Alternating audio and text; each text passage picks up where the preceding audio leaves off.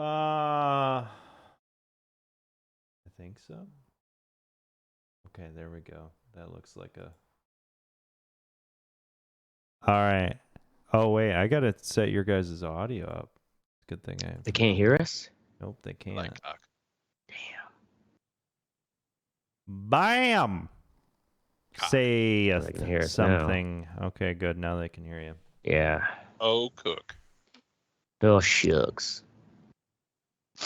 In this episode of the Red Eye Report, we discuss gun control, kind of.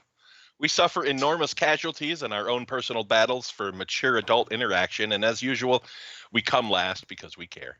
With me this week is the all-seeing Oracle. Oracle is now a kept man. Boo! Yeah. It happened. Next to him, it did. Next to him is the soot-covered Ashtray. He hasn't been married in a while, and I'm assuming that's why he can afford Coke and a steady bar diet, but Yep. he can't afford a goddamn air conditioner? Dude. Oh, I have one. 2022. Stop splashing Gold Bond on your junk every time it gets a little muggy, okay? I get got a one. fucking I AC. just like a jungle Hey, heat. don't hate on Gold Bond because that shit works. Yeah, right? It does. I mean, really. We've also got a fluffy teddy bear. Speaking of cocaine, Yep. Teddy's on it. Last and least, Actually, I'm the mystic. I'm not on it. Oh, did you run out? Did you run out? No, I still got some. Oh. Last and I'm least, not- I'm the mystic. I don't have any Coke, unfortunately. And in the immortal words of Ray, fucking way she goes. And this is the Red The Eye. way she goes, Way boys. she goes. Way All she right. goes. Tonight, good guys with guns kind of quickly turned into Oh. vigilantes. Hold on. Hold Hold on, on. hold We got to on. do pause for the cause. Pause Oh, for the yeah. cause. Oh, yeah. That's Sorry. right. And this Yeah. week's pet at the Dane County Humane Society is old Jeffrey Jetpack, the Jeffrey. kitty who really likes to get the zoomies on at the middle of the night. Jeffrey. Fucking Jeffrey. God damn it. To Jeffrey. Jeffrey's To just an Jeffrey. unassuming name. May your jetpack never run out of fuel. Oh, yeah. So And Jeffrey's we the need bloke to that pumps the do a gas. shot, too, right? Do a Hey, shot. Jeffrey. Oh, yeah. Goes on and- All right. In honor of Oracle's. Here's to the bee that stung the bull Marriage. that got the bull a bucking. Here's to I Eve that s- ate the fruit that got the world a fucking. I saved this. Where'd you learn that, Teddy? A buddy of mine, Will. He had all these. He got every time he wanted to take a shot, he always had a bunch of them. It was fucking. Oh, really? Yeah. He sounds like a Say- douchebag. He's a pretty he's a pretty cool fucking douchebag. Okay. Is You're it? right. All right. Did you already take yours? You son of a bitch. No, I Yeah, I've got dude, it right we- here. I forget All right, let's do your it. stupid green screen. Stop flop. talking and drink. Right? Jesus. Be smoking and be passing, bro. Shit, you can't do both. I can. No, Jesus Christ. No, you quite clearly cannot. Yeah, I really good. So apparently the puppy got to the paper towel. Right. That's what we're talking about here at the Red Eye Report. Fucking All right. puppies. All right. Now I'm ready. I just want Thanks. to open it, you fucking Fucking lickety shit. split.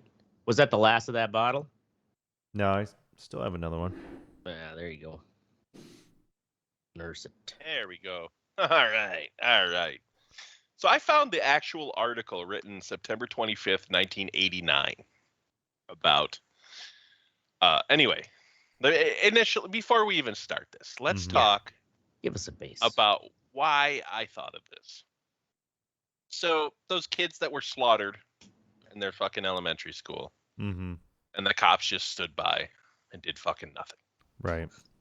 So I'm like, where are the fucking stories about people that took that shit into their own hands? Mm-hmm. You know what Yeah. I'm saying? Because at this point, it isn't about guns anymore. Everyone Where are has these them. good guys with You the kind of guns? have to fucking just defend your own shit. I'm sorry. Mhm. That's what it's coming down to.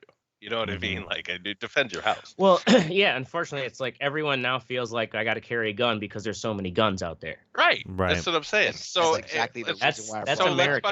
let's That's lean it. into it. So let's lean into this shit. September 25th, 1989, Tacoma, Washington. Now, a little preface. Tacoma was being overrun by Crips. Mm. They saw an opportunity to bring drugs up there from California, get rid of it in Tacoma, make some cash, right? So they moved in on this block. And here's the story. I'm just going to read the article because it's kind of funny to see how shit was written in 1989. A group of off-duty Army Rangers engaged in a wild gun battle with drug dealers in the neighborhood where one of the soldiers lives.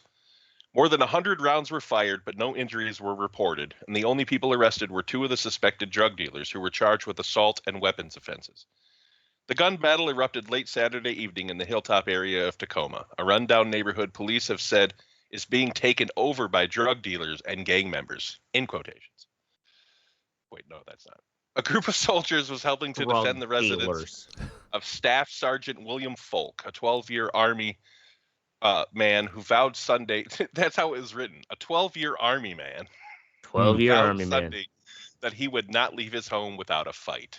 He's to the point. I think what happens now is we go up to Ash Street and clean them out, Police Sergeant Sam Thrall said. We have a real concentration of bad guys there, and the neighborhood has finally clashed with them face to face. The fact that nobody got hurt is kind of amazing. That's a fucking actual quote Wow. from a goddamn police sergeant in 1989. Well, I mean, 89, yeah. So you There's have 5 people against another group of Crips, and 100 rounds are fired. Nobody's hurt. Oh, I mean, there's that is more than kinda 5. fucking- There was 10 to 15 Rangers. Oh, okay. And they probably weren't trying to kill them. They were probably They just saying, They even said that. They Right. you Oh, know, really? Okay. that's what I'm saying. They're good enough. A marksman, Right. you know what I mean? They were fucking special operators that they so here's what happened. Folk said he and a few Ranger friends were threatened while having a barbecue Saturday, and he called more Army friends to come over. Between 10 and 15 Rangers arrived, armed with a variety of personal weapons. He said, we took up defensive postures, but we were attacked from the front and rear. Folk 32, assigned to the 2nd Ranger Battalion at Fort Lewis for the past 3 years, said Sunday that he counted 7 bullet holes in the front of his home and a similar number in the front of his neighbor's home. I'm not so much afraid as I am frustrated, he said. I've sent my wife out of the area, but they are going to have to drag me out of here because I am not going to leave without a fight. You badass motherfucker. Folk said he bought a boarded-up home to restore about 2 years ago because the neighborhood appeared to be in transition. But over the last 6 months, he said drug dealing on his street has become worse, with transactions taking place on sidewalks and gang members displaying weapons and harassing longtime residents. So, so actually nobody was actually injured as far as they know. The Rangers, in an interview later, the Folk guy said we buried that the bodies. Yeah, right. The Folk guy said that he knows for sure that he hit one of them in the chest. He doesn't know necessarily where. He said the guy ran off. So, like, I have a feeling a few of them got pegged and took off because they only apprehended 2 at the scene that had, like, flesh wounds. You know what I mean? They were going to live. But, yeah, so that's example number 1. So that's an example of a good guy with a gun? This turned into vigilantism. Oh, sure. Yeah, definitely. Yeah, and it sounds like the police were just like, all right. Yeah, thanks, finally. guys. Well, that quote where he's like, they should go in there and wipe them out. Like, well, that's the thing is, can't say that today. I was reading some history about the city at that point. There was the mayor of Tacoma was like really into like non-violent fucking blah blah blah, you know what I mean? And these Crips like knew that, so they just fucking went ape shit.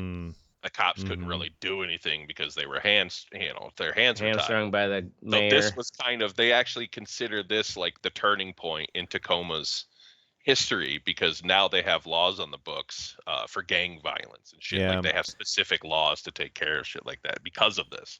I had a turning point in Tacoma, actually. I was... you became a Crip? Yeah. Well, I was... Did they teach you the Crip walk? I was pumping gas in Tacoma, and Pete Carroll, actually, the head coach for the Seattle Seahawks, came out, and I really could have changed... Like he was pumping gas too, or what? I don't know if he pumped gas, but he came out of the fucking gas station, and man, I should have just punched that dude in the stomach. I could have. Could have solved a Dude, lot of was problems not for the Steve Packers. Carroll. That was some old white guy who gets Dude. punched in the stomach all the time because he looks just Hey, like Steve fucking Carroll. Old white guys all look the same to you, Teddy. Yeah, right. Man, I can tell if somebody's Pete They Carroll look like the or dad not. from Seinfeld. Yeah, they all look like Steve Martin. Okay, so the second example is, and I think Ashtray knows about this, the LA riots. Oh yeah. The Korean Americans in the LA riots. So I'm not going to read this one. It's well written, but it's pretty fucking dramatic. Yeah. Give us your version of it. Basically, the riots started, and a preface to this is that a Korean shop owner had shot a kid that was stealing from him, like a couple months before it. So like a 14-year-old black girl or something. Yeah, all of this shit was like building. Like these black people, because these Koreans came to the U.S. in the 70s, and basically bought up shops and land in ghettos, and that's where cheap ghettos. So they commercial opened real shops there, and now this whole thing happened with this guy that shot this fucking this black girl, and the black people obviously were fucking pissed. So when the riots happened, they saw this as an opportunity. So basically, they were being like the Asian shops, the Koreatown was being fucking just destroyed, like looting constantly for like a day and a half. One of the guys was like, fuck this. So he started shooting back, like just up in the air, you know what I mean? And realized that they run off when that happens. So he called up fucking friends. He was a former South Korean Marine. Mm-hmm. So, like, he knew how to handle weapons, called up his buddies. They fucking brought over whatever guns they had. And for 3.5 straight days, while the cops couldn't do anything or didn't want to because, it's fucking going into the ghetto, they defended their fucking property. Apparently no one was hurt. I can't really imagine that that's true. Oh, hell no, no one was hurt. Yeah, right. The Koreans said that we were firing in the air. Bullshit. Oh, yeah. Bullshit. Oh, no. Bullshit. There's video of that one guy. I pegged the darkie in the leg. Right. I mean, the stat I remember was that in total after the 2.5, 3 days was like 52 people died. God I'm sure damn. some of those I'm were talking just the Korean town. I'm not talking all the riots. No, sure, but what I'm saying is some of those 52 probably were in Koreatown. Oh, I'm sure they were. Yeah. Yeah. But this article said that there's believed to be no deaths, straight from them shooting at them, but who knows? Yeah. What are you reading from? The Korean Sun? No, this CNN. is a CNN. Fucking, super Korean fucking publication. It's probably Korean Korean News Network. owned by Samsung. Anyway. So there's numero dos, and then I got the super reliable allthatisinteresting.com. Definitely the best one, man. Vetted. Absolutely. Yep. Gold standard. Yeah. Cited by New York Times. The Queen gives her blessing. It's actually. Oh, that is interesting. So what'd you get?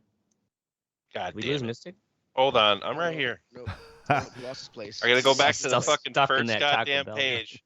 No, there's Lost this his fucking. place. So I was super drunk in LA coming back from an Immortal concert one time. Immortal. Yeah, Hey. and I ended up in Koreatown.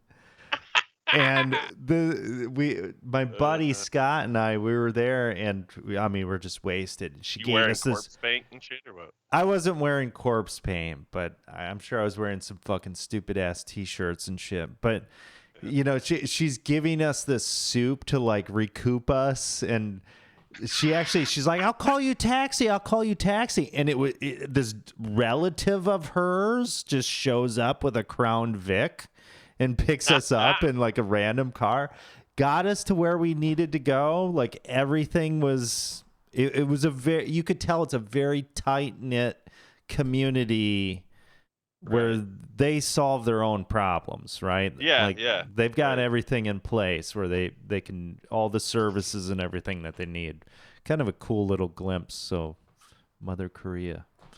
So, okay, so in this article, or it's not really an article, it's just a list of vigilantes.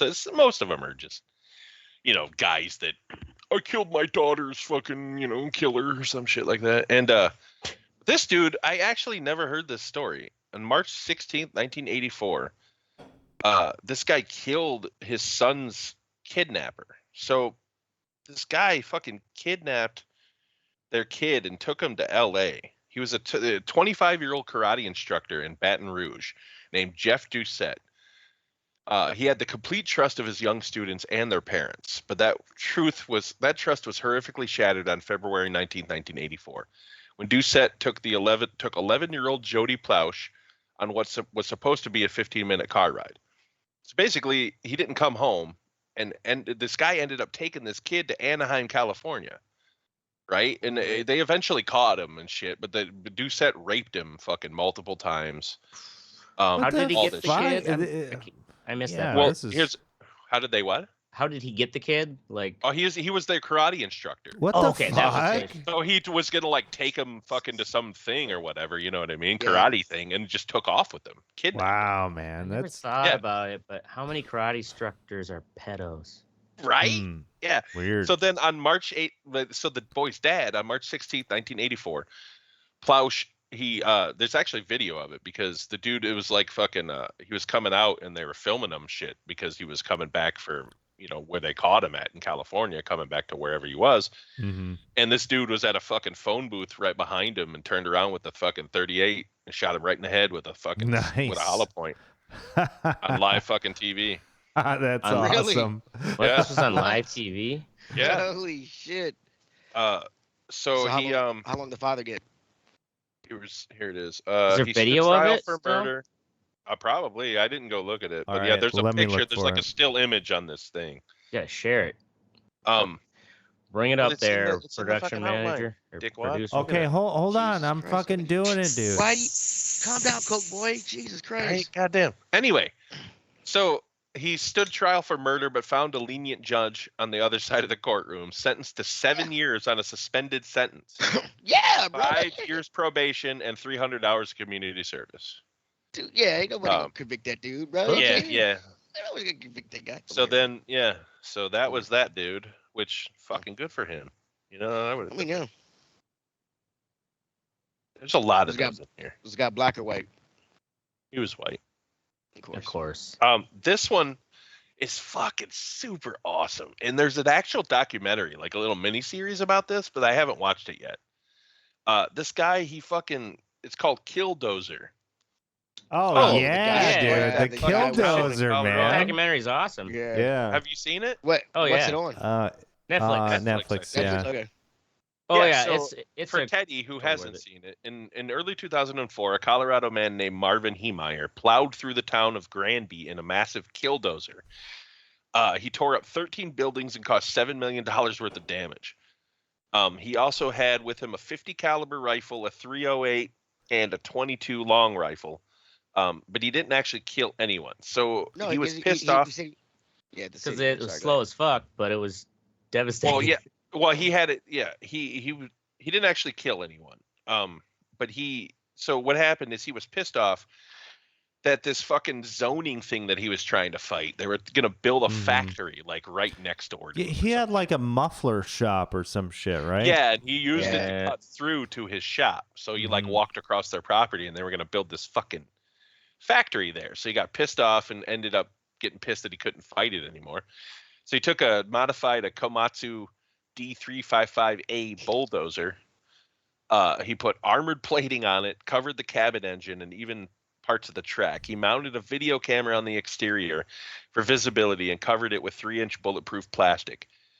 He also made sure that the cockpit inside the vehicle included 2 monitors, so he could observe the destruction from the inside. And he built 3 gun ports in the body of the bulldozer to stick his small arsenal out of. So yeah, he just he basically took a long. went around. Did it say how long? I mean, 2 it was hours. a long time. It's about 2 hours. No. I mean, like how long he took to build this I think it thing. was like several months. Oh yeah, if not Probably. longer. Like yeah, This is just a small little fucking thing. I don't know. Because Yeah. I think too, if I remember right, like he basically made like a shell of concrete around. You know, like he put a tank. I'm sure it was pretty indestructible. Impressive. Yeah. There's that documentary on Netflix, and there's engineering. Fuck, I can't remember the name of the. I'm high. Never mind. I had the name of a podcast. Tell us the story. We might be able to think about it. Yeah. God damn it. Fuck. What was the gist of it? You forgot it all. Well, no, it's just telling the story, the Killdozer in podcast form. In podcast form. Oh. It's love. Fuck, I can't remember the name of it. Hold on. Let me look it up. Love, hate, treads. I can't remember. Here's 2 more. This one, I've heard this story before, and I found it super interesting. I thought I saw a documentary about this, but in Skidmore, Missouri, this whole town took vigilante action against one man named Ken McElroy. So, like pitchforks and torches. Ken McElroy quickly became the resident bully of Skidmore, Missouri. And considering the crimes, the bully label was putting things lightly. For years after he dropped out of school, he was accused of everything from theft and arson to child molestation and statutory rape. But despite being indicted 21 times, he dodged convictions at every turn. After McElroy raped a 12-year-old girl, he divorced his wife and married the child when she was just 14 to avoid a statutory rape charge. What year was this? Well, yeah, where the fuck is this? Hold on. Let me just... When her parents objected, he shot their dog and burned down their house. And after he shot a farmer in 1976, he somehow produced 2 witnesses who claimed that McElroy was nowhere near the scene of the crime that day. So Ken McElroy was a true terror for Skidmore residents, and they wanted him removed immediately. McElroy's downfall... They did a drunk history about this one, I think. McElroy's downfall was a long time coming, but it truly fell into motion in 1980 after he shot the town's elderly grocer in the neck. Though McElroy was charged with attempted murder and eventually convicted, he appealed the case and was later released on bond. What the fuck? Soon afterward, it seemed as though the entire town was present at a gathering on July 10, 1981 to discuss Ken McElroy. Though it's unclear exactly what they said, there's no question that they decided McElroy had to go. Residents heard that McElroy had gone to the D&G Tavern for a drink. In a prime example of real-life vigilantes in action, the community walked into the bar to confront him, and with no warning, someone began shooting. Some accounts describe up to 50 vigilantes involved in the onslaught. Damn. In the end, McElroy was shot multiple times and struck by at least 2 different firearms. He succumbed to the wounds in his truck. No one called an ambulance or agreed to testify against another person in court. To this day, no one has ever been charged in connection with his death. Wow. Yeah. Nice. Well, if you had multiple fucking shooters, awesome. they probably just all got rid of their guns right away. And Yeah, they did a drunk history about that guy. Yeah. Did they? Nice. It was 1980 that it happened. It was an 80. The last one that I want to talk about, and I don't agree with their methods or what they do. They are some ruthless motherfuckers. Their name is Sombra Negra. They are the real-life vigilante group that targets MS-13.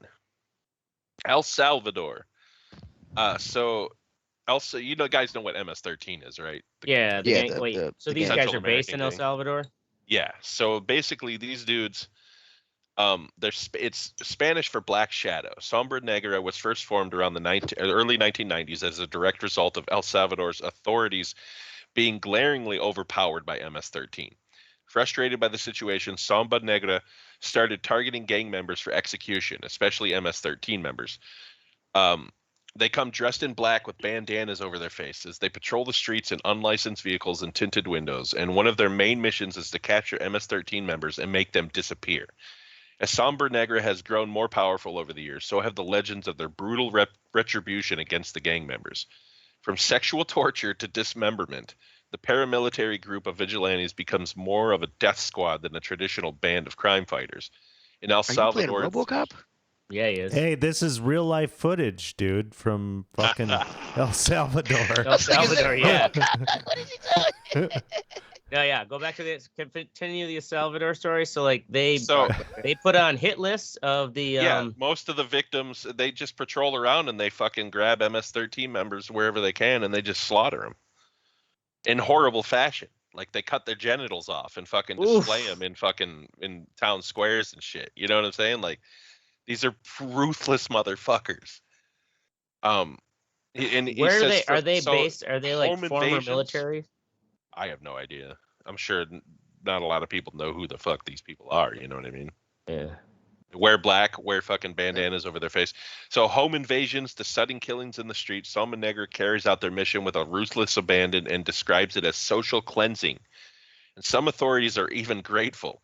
El Salvador's head of National Assembly, Guillermo Gallegos, has admitted, morally, I support this type of expression because people are tired of the way of delinquency. That's fucking nuts, man. Yeah, they get to that point right? Where it's like, yeah. I mean, really, when you got to fight against, hey man, yourself. Yeah, it's fucking batshit crazy down there, you know. But at the same, yeah, exactly. That's why we have this flood of immigrants on the border that are not Mexican. Right. Oh no, yeah, they're from Central America because it's because of this shit, and it's like these these small families get extorted by these gangs, and then finally, like basically just like they took my shit away or they'll kill me, so I'm just leaving. Mm-hmm. What can you do? I'm the sure way she goes, boys. I'm sure there's other great examples of vigilante justice. I'm sure that there's plenty of Wild West. I should do that in my next episode. Look up some Wild West vigilante fucking posses and shit going out. You should have looked at a few of those. There's probably more than a few of the it's good guy with a gun in a situation where there's a bad guy with a gun, but that good guy with a gun gets shot by the cops. And I'm sure there is. Especially in Texas, I'm not trying to stir up any fucking political discussion at all. Mm-hmm. Here's the deal. You know what I mean? I have no problem with anyone who is trained, fucking owns a firearm legally and protects their shit. You know what I'm saying?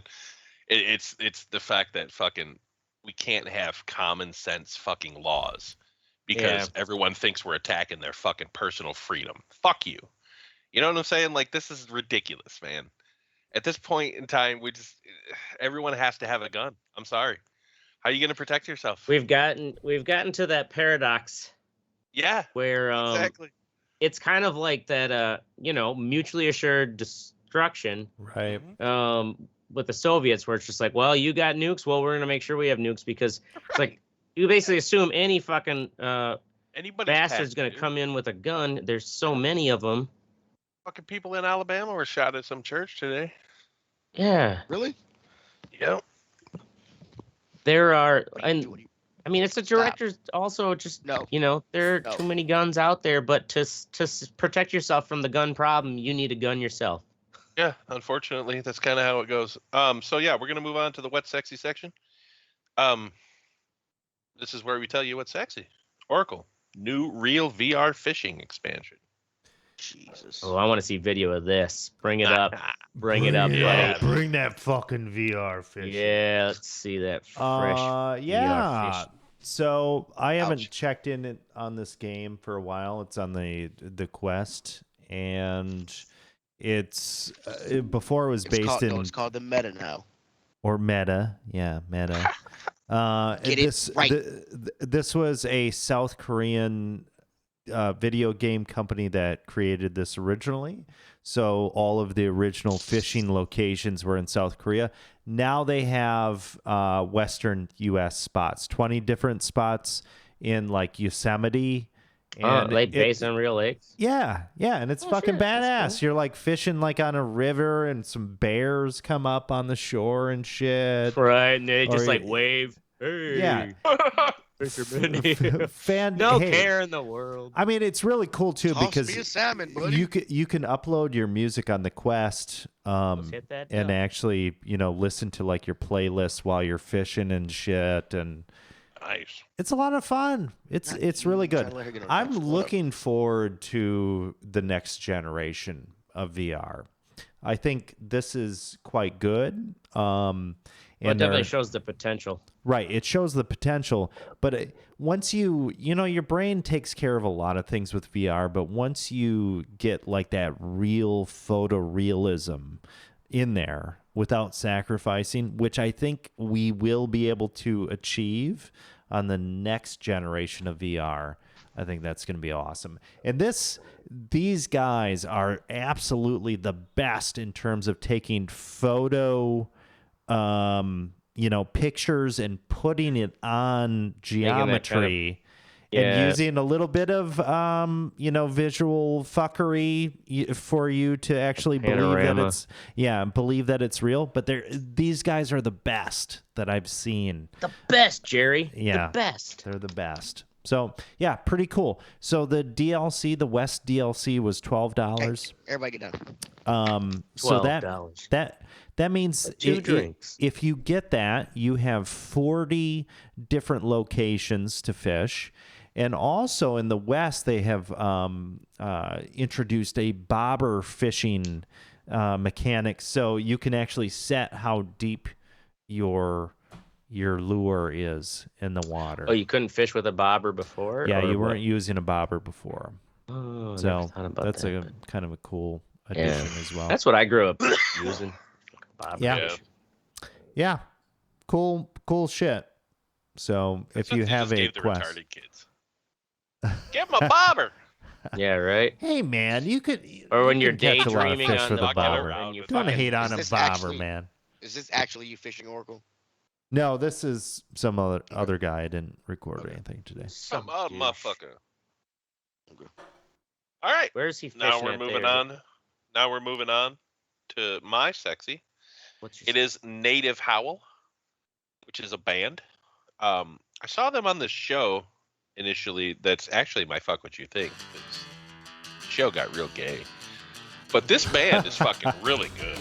Like they are, and when I mean really good, like every member of this band is a fucking phenomenal musician. So basically, their backstory is what they were saying.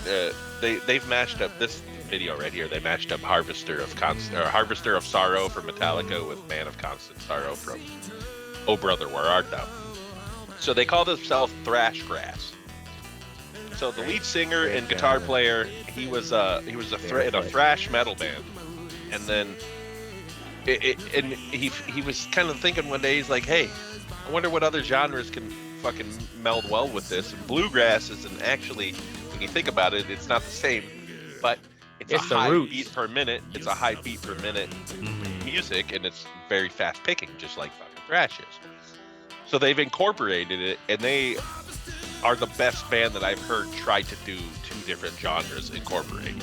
You know what I'm saying? Like he's using distortion on his acoustic guitar and shit. It's just shit you don't hear, man, and it's fucking phenomenal. Like they're just quirky.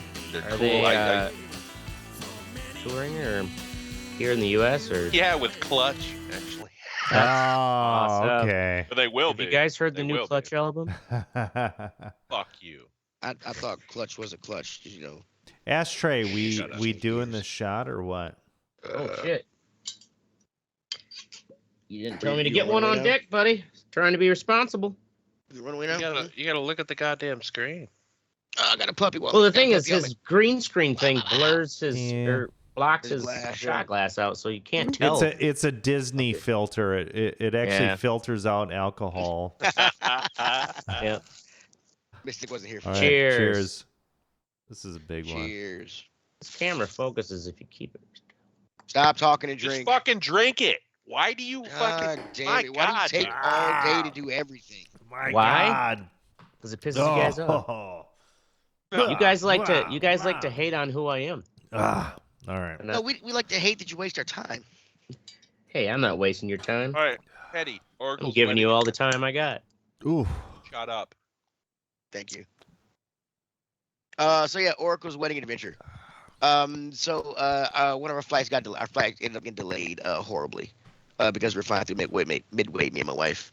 So we ended up having like a 6.5 hour layover. My wife was like, "Oh, great, being in the airport and shit." I'm like, 6.5 hours. We'll just go to the fucking city. Yeah. And she'd never been to Chicago, so we fucking went to Chicago for like 6.5 hours. I got me a fucking with the Giordano's. Got me a fucking got me a Italian beef sandwich. Went to the Bean. Went to the museum. Did some shopping. Which museum did you go to?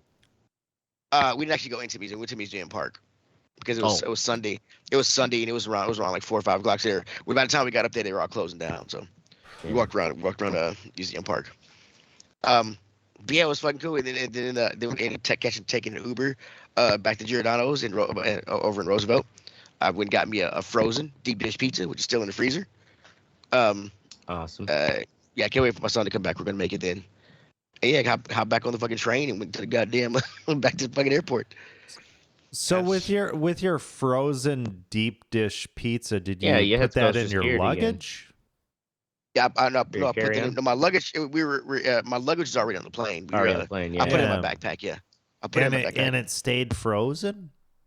It stayed pretty frozen. I mean, it was by the time I had a box. By the time I got home, we got to the airport with like an hour left for our flight, and like hour and a half left for our flight. I tried to go find some food and stuff.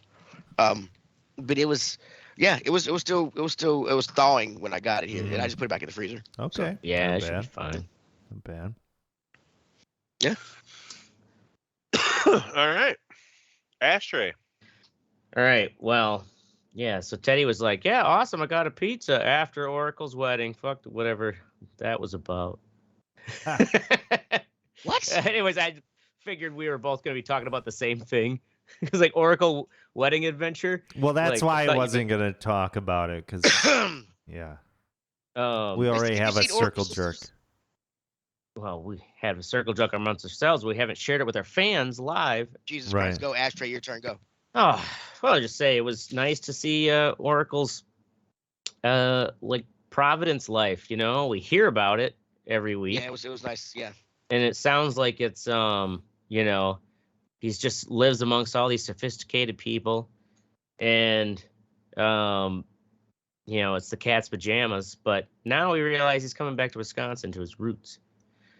But to see the whole, I don't know, like Providence to me seemed, I love the old East Coast city, but it kind of felt like, yeah, a couple, you know, felt very similar to Boston in the areas I went to. But I guess actually going more, especially on Monday, I had to stay an extra day and I crashed on his futon. So we went to Jamestown, right? That's like the name of that island? Yeah. Well, Jamestown, it's just at the end of the bottom of the state. Yeah. There's like a bridge that goes to it, and then like there's a bridge that goes out to it on the other side. But there's a lighthouse at the bottom. And you've been there many times, but it was always closed, you said? Yeah, the museum had never been open when I was there, so yeah. I wonder if it was because of PVD Fest. Possibly, yeah. Which, a lot of people come to Rhode Island for that. Still, every time I say it, I think of it sounds like a venereal disease festival. PVD Fest. Right. That's what I thought it was. Right. But we went. Yeah, so we got to go into that fucking lighthouse and meet old Richard, right? Richard, yeah. Fucking Richard, old charismatic fellow whose father was ran the lighthouse back in 19 Dickety whatever. Okay, so let me preface this that you come in and fill in Ashtray and I were high on coke and a little drunk and high. Mostly high. We're going into this lighthouse, and this old dude is like, "Hey, I want to talk to you." These whippersnappers. Yeah. Okay, right? now continue with your story. Well, it was nice actually to. I mean, not only was he full of, you could tell, like he actually grew up in that fucking lighthouse. Yeah. And he really wanted to show us these, it was kind of like a big touch display with interactive videos that you could touch on and watch, but it was like locked up, right? Like, you know, and there's no buttons. It's all touch screens.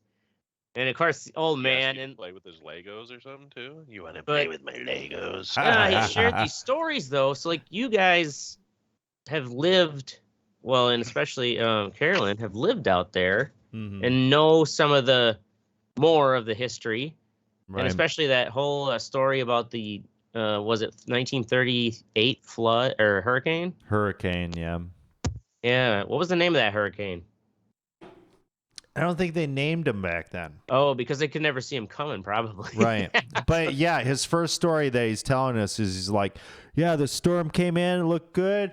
And my sister, she was on this bus just Thought it over was the there. nor'easter. And she died. And then It wasn't quite that direct, but it was right. his. And the thing is, this was before he was born, so this is back, when they pumped out kids Right. because they were like part of the workhorse team, and if they die in a fucking hurricane, Yeah. you gotta have You more. got 8 more. So his brother and sister were on this bus, and I can't remember how many numbers of children were on it, but the only people that survived were his brother and the bus driver, and his sister drowned on it. Which to him, it'd just be like this kind of fabled story because he wasn't even born yet. But Right. it's just it was cool to see someone like that, because you could then were asking him questions in relation somewhat to the area. So Yeah. It's that pretty was badass though when you go into a museum and the dude's just like, well, I grew up here in like the thing that you're in, the historical fucking thing. At first I thought he was fucking with us, but yeah, Richard was cool. So that was nice. and he knew, like, he was steeped in the knowledge of Right. He was the steeped place. in the old timey.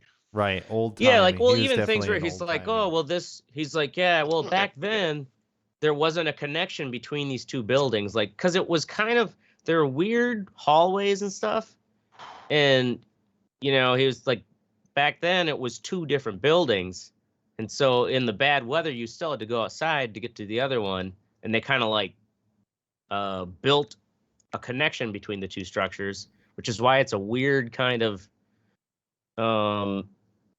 like museum house. You know what else is weird? Talking to people that are coked up. So we're gonna move on to me. But hey, Richard had no one else to talk to. Native Howl. Oh, that's the wrong one. No Cover is a YouTube show that I've been watching. Basically, it's a battle of the bands. What? That's fine. It's a battle of the bands. What? I was talking to my daughter. Shut up. But there's like, I don't know, 4 or 5 bands a week. Fucking blah blah blah. Anyway, the fuck what you think part of is that Gavin Rossdale, and you guys know who that is, the singer Sounds for Bush. familiar. No. Oh yeah, Bush, married the singer to from Gwen Bush. Stefani. Yeah, Oh, he used to be wow. married to Gwen Stefani. Mm-hmm. He's just a douchebag, and He like does kinda look when like he him. when he like criticizes these bands, he's like, he told this one chick, I can't really identify, with you because your lyrics just aren't that good. Okay, I want to read you some fucking Bush lyrics right now. Is he? Oh, he's on. Okay? So this is like a show, like a music show. Yes, He's on. he's one of the judges Okay. on this yeah. fucking battle of the bands. Alice Cooper is probably the best judge because Oh, it's he's Alice fucking Cooper. great. I do like Alice Cooper, Cooper's so that'd be great. Alice worth watching Cooper's it for. great. Tosin Yeah. Abasi is really good. He's from Animals as Leaders, really good guitar player. Lizzie Hale is on there. Some other chick I've never heard of. Some other. And then Gavin, and he's the douchebag. He's like the Simon Cowell or whatever. Barbecue. Yeah, he's Simon like the Simon Barbecue. Cowell, but he's not good enough to be Simon Cowell. Anyway, so I'm gonna read you some Bush lyrics just to give you an idea of the level of criticism that he's given to other people. Okay. It must be your skin I'm sinking in. It must be for real, 'cause now I can feel. And I didn't mind. It's not my kind. It's not my time to wonder why. Are you fucking kidding me, dude? Those Hey, just that's rhyme. Hey, Right. hey. Rhyme. Hey, we could all find any Don't musician's let gonna the have days stupid go songs. by. Glycerine. Yeah. I'm never alone. I'm alone all the time. Are you at one, or do you lie? Okay, that's enough. We don't need to fucking subject ourselves to Gavin fucking Rosdale anymore. That show was good, and then for some reason they put Gavin Rosdale on it. Oh, he wasn't he on wasn't on there to start with? originally. No, he was, but he How long has wasn't this like show a been? douchebag. This is the first season. Oh, Like This Like, at seems first all we- right. Like I like the let's get into- concept here. it is a really cool concept because it's not just metal. Right. There's a lot of different band types of music on there. well, it sounds like it's the same concept as American Idol, but with like a full band, right? Bands, yeah. No, there's individual solo artists on there. There's a Okay. guy like a country singer called the Last Knife Fighter. That dude's fucking badass, man. That's a cool name. He's but it is like American Idol, but they're actual musicians. You know what I'm saying? Like these aren't just singers Well, that sing other people on people's American shit. Idol They were write musicians. their own stuff. Yeah, some of them, not all of them. A lot of the winners were just singers, and that's kind of what they try to weed out. These are actual musicians. You know what I mean? Like they've worked on this craft for a very long time. And at least the ones that are making it further on, they're in like the first round of the semifinals. But anyway, Ashtray, fuck flying these days. Yeah. So this is my first time flying in probably 5 years, and post pandemic. And I always said, you know what? I try to always fly Delta. Love Delta. No, Delta never let me down. Fucking United let me down. American Airlines, are they even around? They let me down. Yeah, they're around. Flying on the way out there was fine. But on the way back, they had our flight. Well, not only it was delayed leaving Providence, but then my connecting flight was literally like 8 minutes from when we were getting off the plane, and I'm in the back of the plane, like a fucking idiot, rookie move. I think I'm gonna be the cool kid on the plane, sit in the back, and it's like, oh fuck, I gotta wait for all these idiot old people to get off. And so I'm like this dumbass idiot in the movies running, don't stop the plane, in fucking flip-flops, because I thought, oh, it'd be smart to wear flip-flops because I don't like untying my shoes. So I'm running like a goddamn fucking dumb idiot in flip-flops. And like a platypus. like a fucking drunk traversing. platypus. I wasn't even drunk yet. And so yeah, I had to wait for the next flight, which was at 4:00. So it's like, all right, like fuck, I'm stuck here 6 hours in Atlanta. But Atlanta Airport, and it's gonna be like 5:30, and then I was like, oh no, it's gonna be 6:20, and oh no, it's gonna be like 7.